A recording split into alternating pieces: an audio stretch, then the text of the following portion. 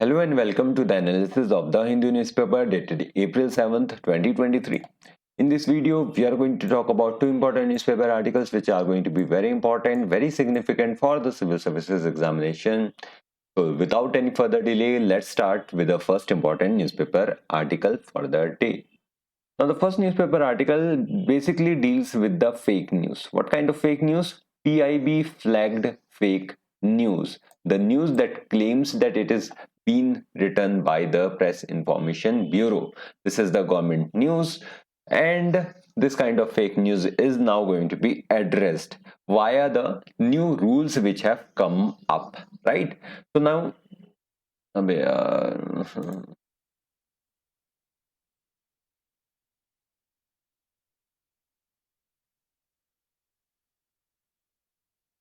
गधे की हो गई है तो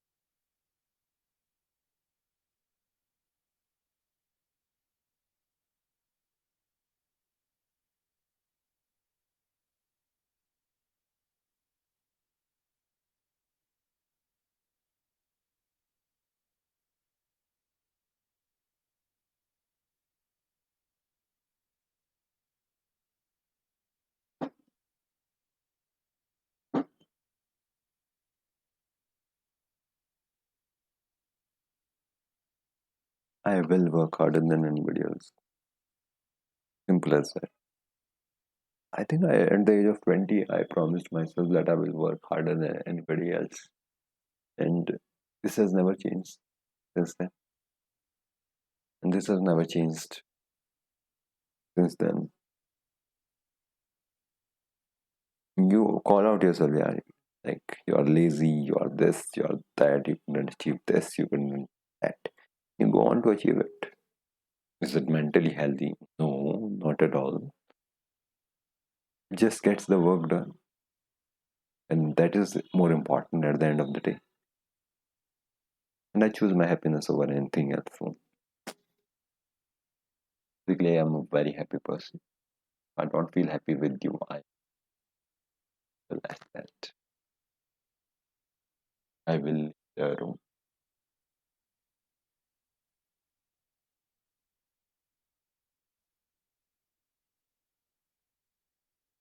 If I don't feel happy doing something, I will leave the room.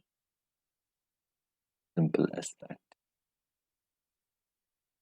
And I think I have stuck to it. Others trust me because I trust myself. I trust myself because I've seen myself try harder than anybody else is prepared to try. If I need something done, the best man I know.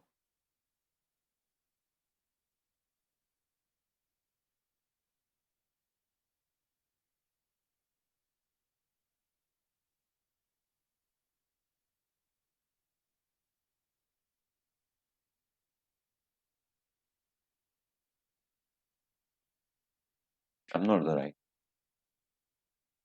You are the right man. Not the right man for you. Um, with a period of time, I've realized that not the best man for her.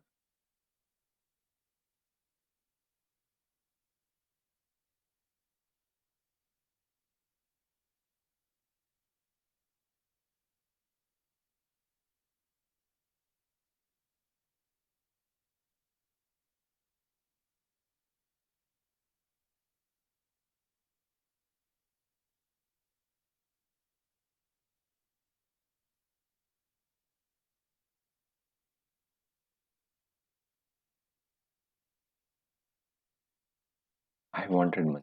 That's it. I like about.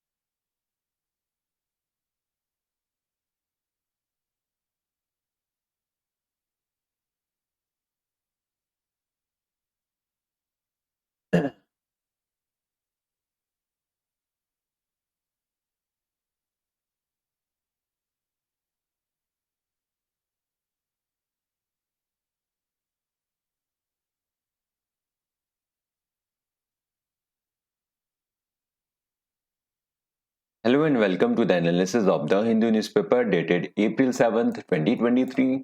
In this video, we are going to talk about two important newspaper articles which are going to be very important, very significant for the civil services examination, and that is why you should watch this video till the end.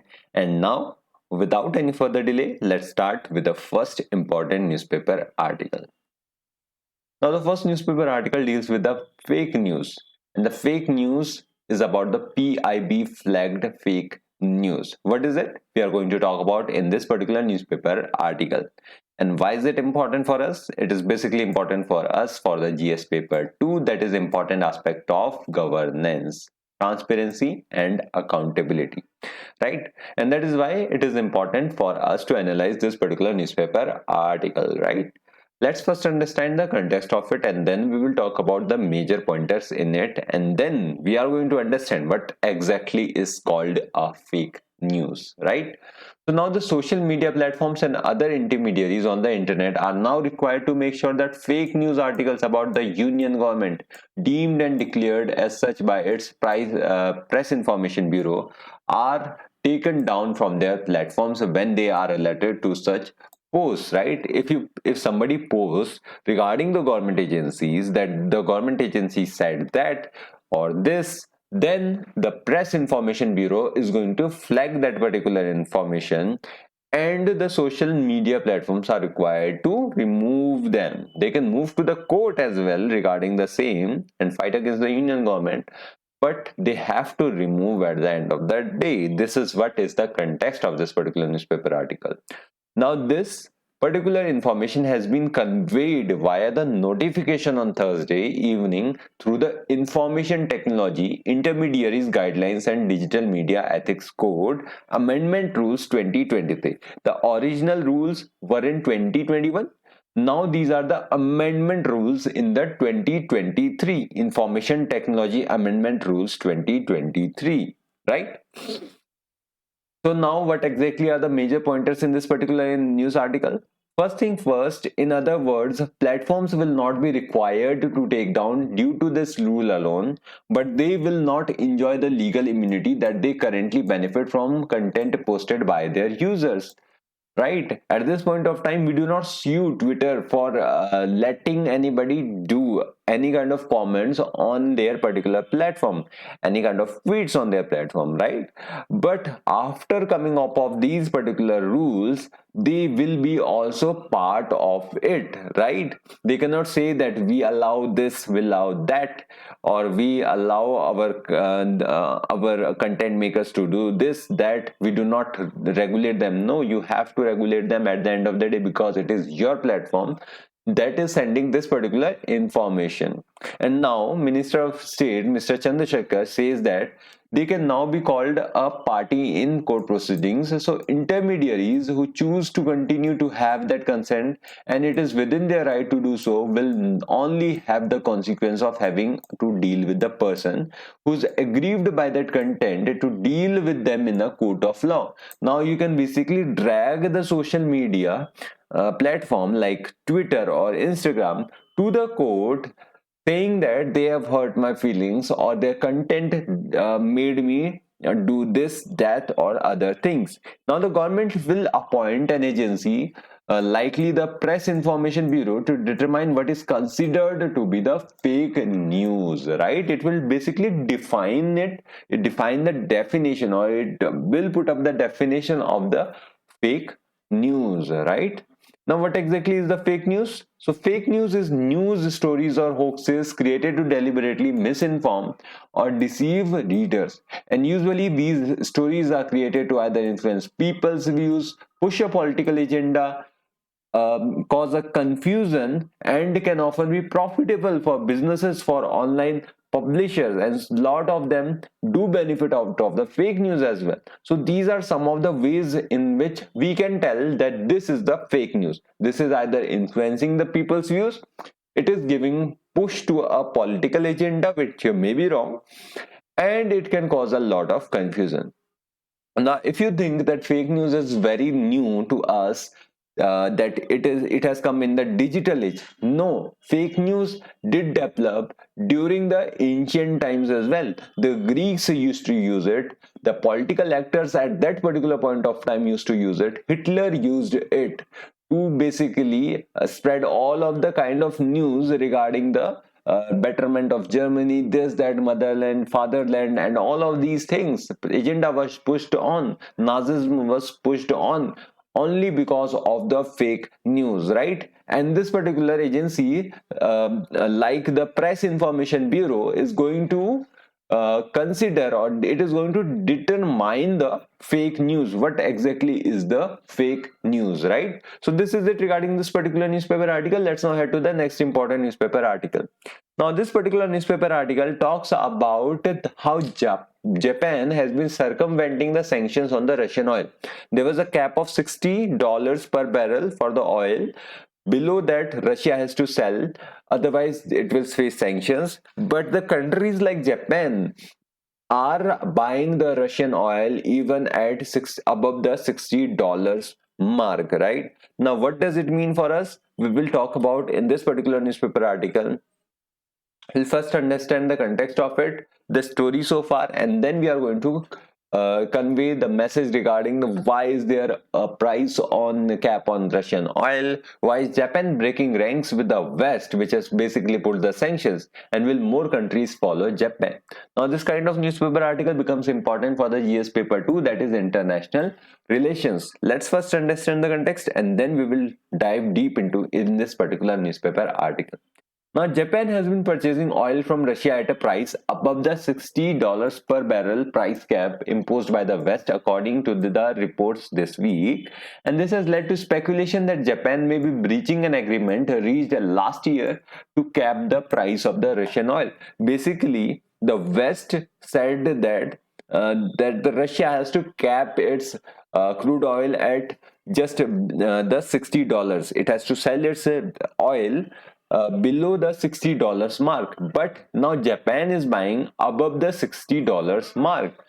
Why is exactly there a cap on Russian oil?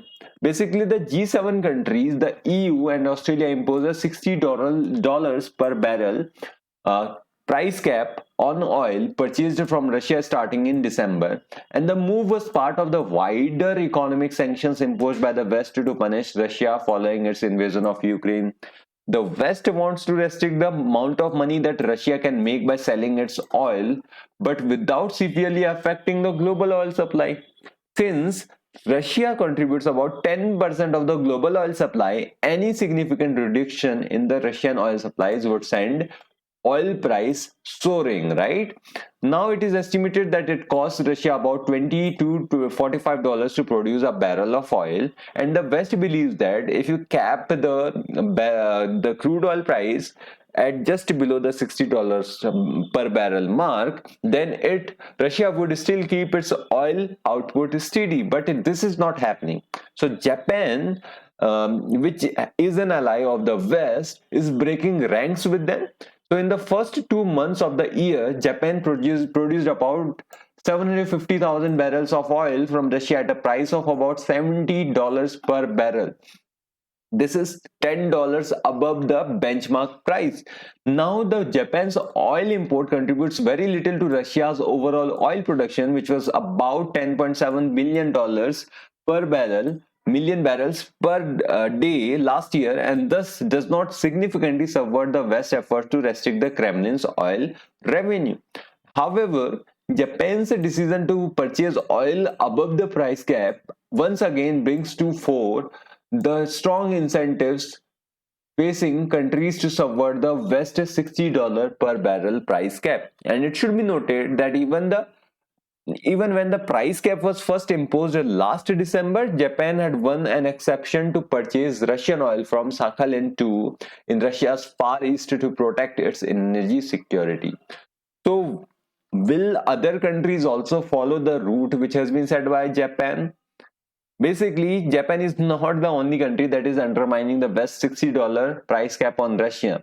India is also buying this particular crude oil, because at the end of the day we have to care about the people. We need to care about them. We need not the high prices of the oil, and that is why we are also buying it from the Russia. And as the oil price rise, the chances of a rift developing even among the signatories to the oil price cap arrangement grow higher. And when the countries are willing to pay more than $60 per barrel to secure supplies, oil traders will likely be happy to subvert sanctions and deliver supplies from the Russia. And if we talk about what happened between the OPEC and Russia, then on Monday, OPEC and Russia decided to cut their oil output by 3.66 million barrels per day, sending oil prices soaring to 6%. They are cutting down on the output, and that is basically sending the demand shock. It is basically the demand remains the high, the supply is low, then that has led to oil prices soaring. And the Russian Urals, the flagship crude oil sold by the Russia, also soared above $60 per barrel, thus breaching the West price cap. And when the West first imposed its price cap, it thought that it will have some kind of effect on the Russia, though this is not happening.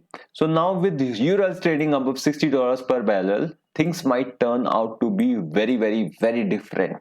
And it is very confusing times on where India should put its stand. But at this point of time, we are putting our stand on ourselves. We are relying on ourselves, and at the end of the day, that is what matters. National interest matters above anything else, and that is the basically the India's foreign policy, right? Our interests do matter. We do not subvert or try to destroy any kind of interest of others, but we are saying that our interests do matter. This is not selfishness, this is called self-interest. That is what it is. So on that note, I would like to end the newspaper analysis for today. So thank you from my side. Do like and share the video and subscribe to this channel. Have a good day. Bye.